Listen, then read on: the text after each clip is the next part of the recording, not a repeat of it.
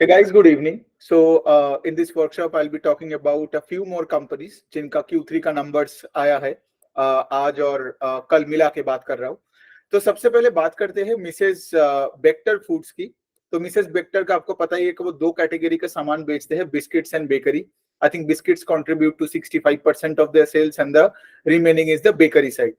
सो Mrs Bector का अगर आप रिजल्ट देखोगे, उनका उनका sales grew 17% on a YOY basis और उनका profits grew 25% on YOY basis.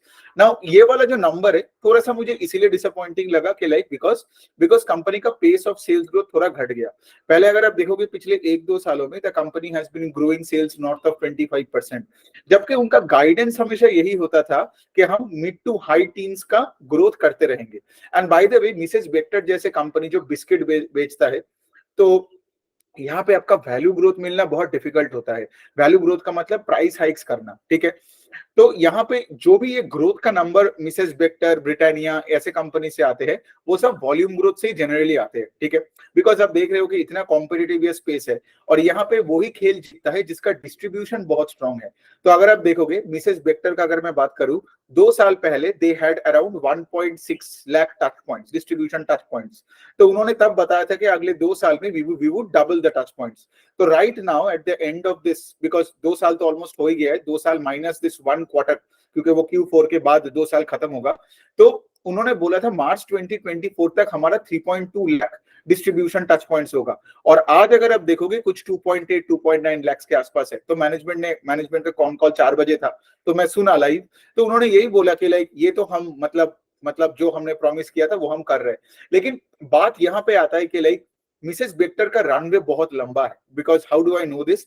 Because आज भी अगर आप देखोगे, उनका इंदौर में पूरा एक नया बिस्किट का ग्रीनफील्ड का प्लांट बिठाया, क्योंकि ये नॉर्थ बेस्ड एक एफएमसीजी कंपनी है, ठीक है. आप देखोगे पंजाब, दिल्ली, हरियाणा के साइड में ये लोग चालू हुआ था. लेकिन अभी ये क्या कर रहे हैं, पूरा पैन इंडिया डिस्ट्रीब्यूशन को एकदम बढ़ा रहा है. सो अगर आप देखोगे, जैसे मैंने बताया कि इंदौर में इन्होंने पूरा अपना बिस्किट का पूरा एक नया ग्रीनफील्ड प्लांट बिठाया. फिर दूसरे साइड में महाराष्ट्र में एक जगह है जहां पे उन्होंने एक बेकरी का पूरा प्लांट बिठाया. इन्होंने अभी क्या कर रहे हैं, धीरे धीरे करके ये मॉडर्न रिटेल जैसे ये डीमार्ट वीमार्ट के साथ जुड़ के ये लोग बॉम्बे, पुणे, फिर अपना अपना बैंगलोर यहाँ भी घुस रहे हैं. आज के कॉन कॉल में ये भी सुना कि ये लोग कलकत्ता में भी एंट्री मार रहे हैं. सो बेसिकली क्या है कि ये एक ऐसा बिजनेस है जो रीजनल था, अभी पैन इंडिया बन रहा है. But then having said that, आपको ये भी समझना पड़ेगा कि अगर एक बिजनेस छोटे से बड़ा बनते जा रहे हैं, तो अगर हम सिर्फ हर क्वार्टर ऑन क्वार्टर या वाईओवाई पेस ऑफ ग्रोथ देखेंगे, वो तो ऊपर नीचे करता ही रहेगा, राइट. और अगर आप बेक्टर को देख रहे हो तो ब्रिटानिया के साथ कंपेयर करो. Britannia grew sales by 2% because Britannia already फैल चुका है. तो इतने बड़े इंजन में ग्रोथ देना ब्रिटानिया के लिए बहुत डिफिकल्ट है.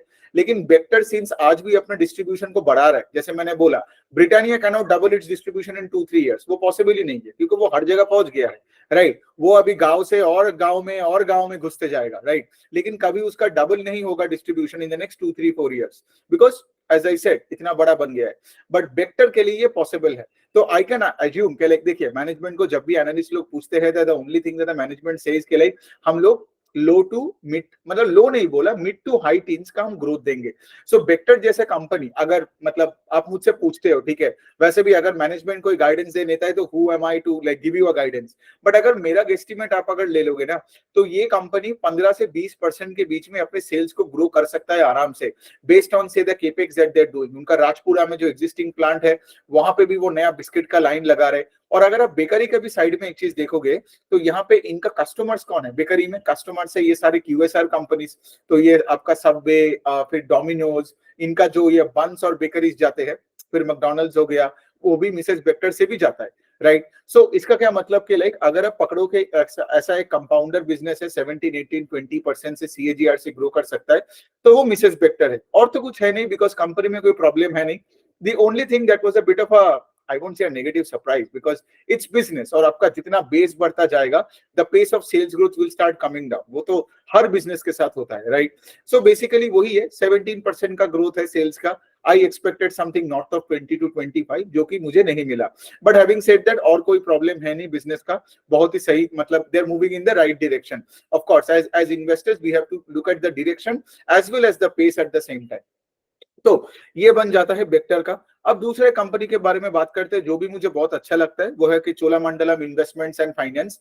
तो चोला जो मुरुगप्पा ग्रुप का जो प्राइम जो फाइनेंशियल कंपनी है, आप देखोगे चोला का अगर मैं बुक का बात करूं, उनका 50-60% ऑफ द बुक पूरा व्हीकल फाइनेंस में है, डोमिनेटेड बाय कमर्शियल व्हीकल, और कमर्शियल व्हीकल में भी डोमिनेटेड बाय द, मतलब ये उनको लोन देते हैं जो से फॉर एग्जांपल सेकंड हैंड गाड़ी खरीदते हैं, ठीक है। बिकॉज आप किसी को अगर एक नया ट्रक के लिए फंडिंग करते हो वर्सेस एक सेकंड हैंड ट्रक के लिए फंडिंग करते हो, सेकंड हैंड ट्रक में आपका यील्ड ज्यादा होता है, राइट। सो और वो ट्रक भी वो जो बंदा ले रहे हैं उसको 8-10 साल भी और आराम से चला सकता है। तो चोला का अगर आप बुक देखोगे 60% के आसपास आता है आपका व्हीकल फाइनेंस। बाकी जो सेगमेंट है आई थिंक 20-25% के आसपास है उनका उनका लोन अगेंस्ट प्रॉपर्टी, जो ये एसएमई एंड एमएसएमई वालों को ये देते हैं। उनका एक अफोर्डेबल हाउसिंग का भी डिवीजन है, but that is a very small part of the whole book. तो चोला का भी अगर आप देखोगे, चोला का पेस ऑफ ग्रोथ बहुत अच्छा है लोन बुक में। तो अगर मैं चोला का थोड़ा बहुत बात करूं तो उनका जो एयूएम है, दैट एयूएम मींस टोटल जो लोन बुक 1.4 लाख करोड़ के आसपास हो गया है, and that book grew 36% on YOY basis. और अगर आप डिसबर्समेंट्स भी देखोगे, that also I think grew 27-28% on a YOY basis.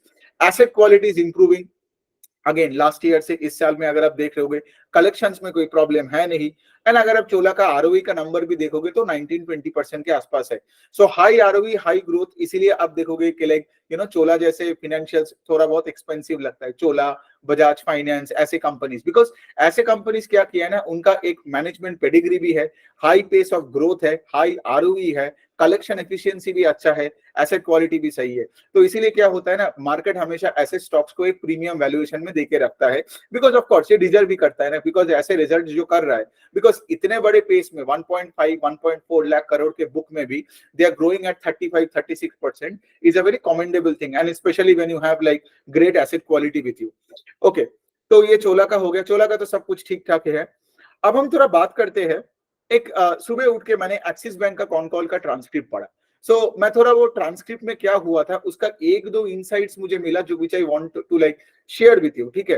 तो बेसिकली एक्सिस बैंक क्या बोलने का कोशिश कर रहा है, ये आई गेस बाकी बैंक्स ने भी, एचडीएफसी ने भी ना थोड़ा बहुत हिंट दिया, लेकिन अमिताभ चौधरी जो एक्सिस बैंक का सीईओ है, उन्होंने एकदम क्लियर कट बता दिया कि देखिए डिपॉजिट में अभी बहुत प्रॉब्लम हो रहा है, मतलब डिपॉजिट को ग्रो करने के लिए पूरे सिस्टम वाइड बैंकिंग में एक प्रॉब्लम चल रहा है, ठीक है। बिकॉज एक तरफ क्या हो गया है, मतलब इसको आप बोल सकते हो the war on deposits, because interest rates are high, ठीक है। सारे बैंक्स का CASA percentage is coming down, मतलब जो सेविंग्स अकाउंट करता था वो अभी टर्म डिपॉजिट कर रहे हैं, they are locking in at a higher interest rates for a longer duration of time. इससे क्या हो रहा है, बैंक्स को अपना उनका कॉस्ट ऑफ बोरिंग बढ़ते जा रहे हैं ना, करेक्ट। बिकॉज अगर आपका डिपॉजिट बेस भी बढ़ा, लेकिन आपका टर्म डिपॉजिट की वजह से डिपॉजिट बेस बढ़ रहा है, कासा नहीं बढ़ रहा है, राइट। और अगर कासा नहीं बढ़ता है तो आपका कॉस्ट ऑफ बोरिंग बढ़ता है, उससे निम, आरओए सब अफेक्टेड होता है, it starts a chain reaction. But having said that, axis bank ये बोल रहा है कि लाइक हमारे जो सिस्टम का क्रेडिट का ग्रोथ है, अगर आप पिछले साल भी देखोगे तो वो 15-16-17% के आसपास था, लेकिन सिंस डिपॉजिट बढ़ाने में सारे बैंक्स को प्रॉब्लम हो रहा है, so ultimately credit growth shall come down to the level of deposit growth of 13%। तो मतलब अमिताभ चौधरी ने, देखो अब कोई ऐसे तो गारंटी के साथ नहीं बोल सकता है, लेकिन इन the next financial year, in FY25 over FY24, जो क्रेडिट का ग्रोथ का जो पेस था वो थोड़ा पेस घट जाएगा, ठीक है। तो वो इकोनॉमिक एक्टिविटी के लिए थोड़ा तो बुरा ही है ना, राइट। बिकॉज बैंक्स को अगर डिपॉजिट का ग्रोथ नहीं मिल रहा है तो वो लोन कहां से देगा, because if your deposit base is growing let's say 13%, system का बात कर रहा हूं, तो क्रेडिट ग्रोथ भी ऊपर नीचे करके 13% में ही आ जाएगा ना, वो कैसे 18-20% से जाएगा, बिकॉज आप तो दूसरों का पैसा उठाते हो, उसी को ही आप लेंड करते हो ना, ऑफ कोर्स बाकी वाला पैसा आप इन्वेस्ट करते हो सीआरआर, एसएलआर, वो सब चीजों के लिए। तो एक्सिस बैंक ने ये चीज ने बहुत क्लियरली समझाया, और उन्होंने ये भी बताया कि लाइक आज हमारे सिस्टम का जो क्रेडिट ग्रोथ होगा वो 13, 14, 15 जो भी परसेंट हो, we will keep growing at 4 to 6 basis points, sorry not basis points, 4 to 6 percentage points higher, मतलब 400 to 600 बेसिस पॉइंट्स। मतलब अगर system credit grows at 13%, Axis Bank can grow between 17 and 19%, because of course वो तो उनके business के बारे में है, लेकिन ये मुझे इनसाइट आपको देना था। दूसरा पॉइंट ये है कि लाइक, बट ऐसा भी नहीं है कि लाइक ये पक्का होने वाला है, इकोनॉमी का हालत बुरा हो जाने वाला है, ऐसा भी कुछ नहीं है। बिकॉज कल अगर आप देखोगे, कल अगर से फॉर एग्जांपल अगर इन्फ्लेशन और कंट्रोल में आया और लेट से आरबीआई ने लेट से रेट कट करना चालू कर दिया, तो ये सिचुएशन बदल सकता है। फिर क्या होगा, फिर बैंक्स का कासा का जो फ्रेंचाइज है, they become more attractive. Because current account में तो कुछ मिलता नहीं है, सेविंग्स अकाउंट में तो 3% मिलता है, राइट? तो फिर अगर आपने रेट कट किया तो बेसिकली क्या होगा, वो term deposits become less and less attractive to customers. तो कस्टमर क्या करेगा, कस्टमर मतलब यहाँ पे बैंक डिपॉजिटर का बात कर रहा हूँ, तो वो फिर से जाएगा और सेविंग्स में पैसा रखेगा, है ना? तो और इससे क्या होगा, इससे एक डिपॉजिट का भी मतलब कासा का बूस्ट मिला, तो बैंक्स भी लेंड कर पाएगा और अपना निम्स को बचा पाएगा। सो ये भी एक चीज आप देख रहे हो सारे बैंक्स का, जिस बैंक्स का अगर आप देखोगे ना फिक्स्ड एक बुक था, तो एक हाई इंटरेस्ट रेट एनवायरनमेंट में उनका निम्स एकदम कॉन्ट्रैक्ट हो गया। आप देखोगे Equitas, AU small finance bank, इन सब का निम्स कॉन्ट्रैक्ट इसीलिए हुआ बिकॉज इनका बुक फिक्स्ड है, right? So in a high interest rate environment इनका निम्स घटता है, in a low interest rate environment इनका निम्स बढ़ता है। So your earnings are more volatile if your book is fixed, your earnings are less volatile if your book is more repo linked।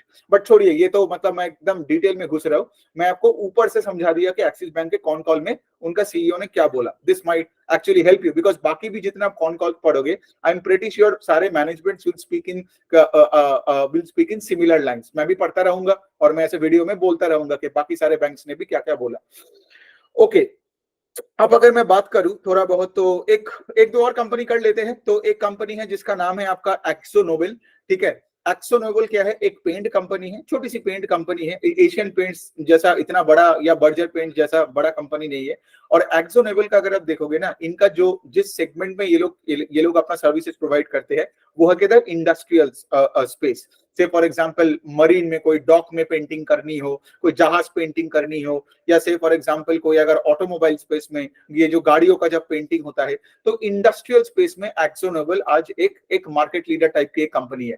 तो अगर आप इनका भी रिजल्ट देखोगे ना, सिर्फ 5% से अपना सेल्स का ग्रोथ किया, जो कि मतलब कुछ बोलने लायक तो है ही नहीं।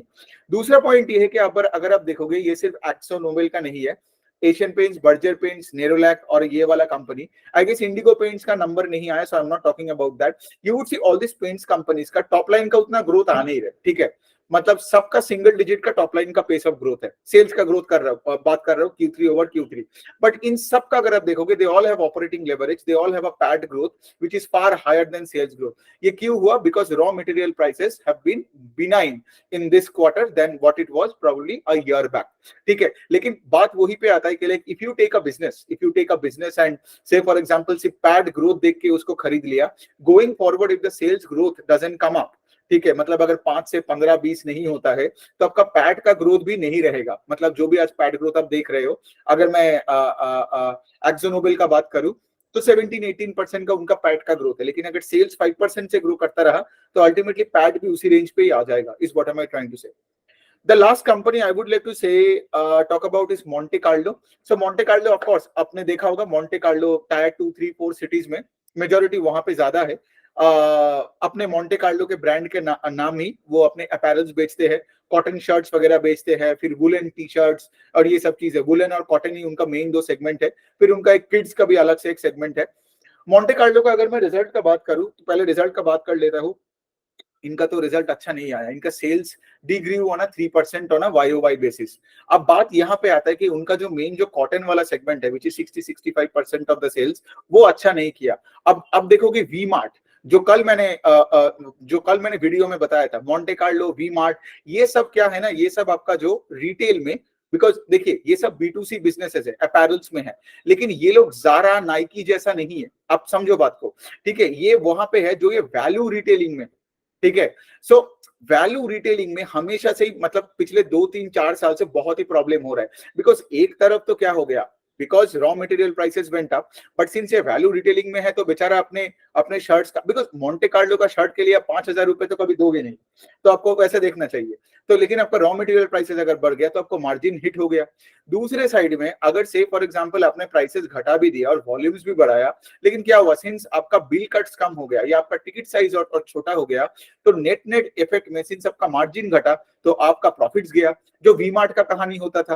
तो मोंटे कार्लो, वी मार्ट ऐसे टाइप का जो अब देखोगे कैंटाबिल रिटेल करके की भी एक कंपनी है, आई डोंट थिंक उसका Q3 का नंबर्स आया है, लेकिन कैंटाबिल भी कुछ ऐसा ही सेगमेंट में डील करता है, जो कि एकदम प्रीमियम सेगमेंट में नहीं, ठीक है? आज इंडिया में आज अगर आप देखोगे ना कि like all those big players, मतलब एक तरफ से फॉर एग्जांपल आप देखोगे जैसे जो ब्रांडेड, ठीक है, जो ब्रांडेड प्लेयर्स है वो बहुत अच्छा कर रहे हैं। लेकिन दूसरे साइड में ये जो वैल्यू प्लेज है, इवन ये सिर्फ ये सेक्टर में नहीं, आप ऐसे फुटवेयर वगैरह में भी देख सकते हो कि like the struggle that Relaxo had to go through because Relaxo has a rural facing business model, है ना। So rural facing business model struggled because the rural economy struggled during inflation, during a period of high inflation. तो बात यहीं पे आता है। तो I guess I can stop here. 4-5-6 companies तो डिस्कस हो गया। एक और वीडियो मुझे बनाना है जिसमें I think I have to cover 3-4 more names. तो यही तक रखते हैं। If you have any doubts you please let me no.